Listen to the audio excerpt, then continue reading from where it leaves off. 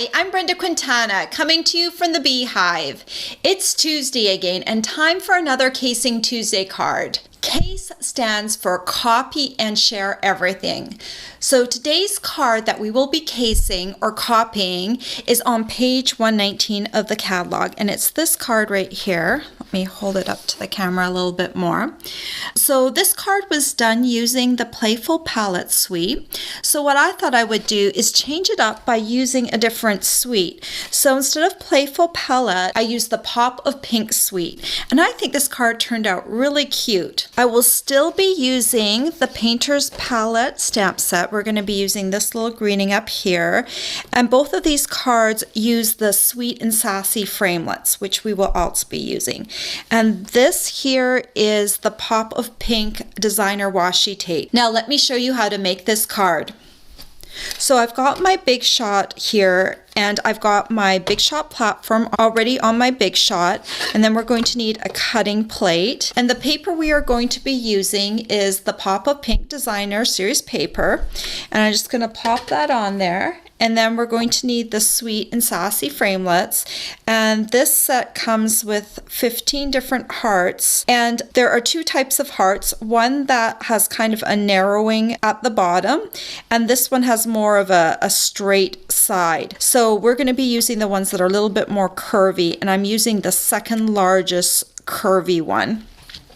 And I'm just going to pop that onto my paper, and we'll run it through the Big Shot.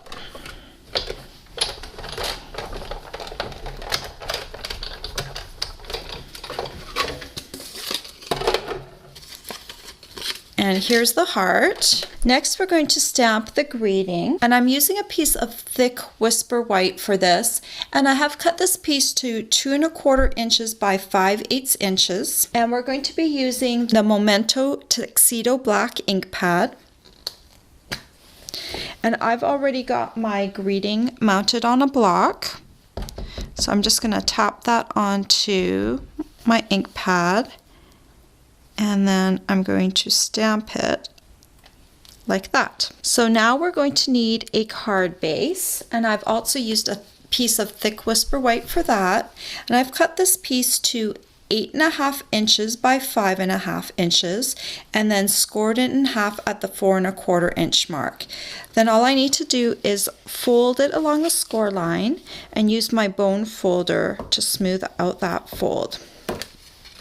I'm going to use some of this black metallic thread to tie around the card, and I'm going to do that before I add any of the layers to the card. So I need quite a bit of this thread because I'm actually going to double it over. So I'm going to do 16 times 3. That's the length of my grid paper. And then I'm just going to cut it off. So, and then I'm going to double it over. So I've got 2 strands of the thread. I'm not going to cut this loop yet. I will do that at the very end when I cut it off. It's easier for me to keep things together. So I'm just going to wrap this around and inside of my card and make sure I've kind of got equal amount of thread on either side.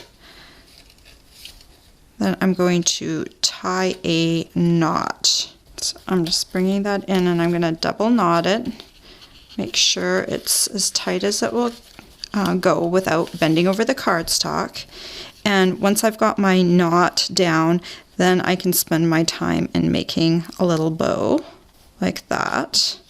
And if you want to, since this thread is really super shiny, you can also double knot this bow as well if you wish. I'm just going to move it over for now so I can complete my card, but afterwards I will double knot this bow as well. So then all we need is a piece of designer series paper, and I've cut this piece to 4 inches by 3 1/2 inches, and because we're going to be sticking it down with washi tape, I can slip it in afterwards.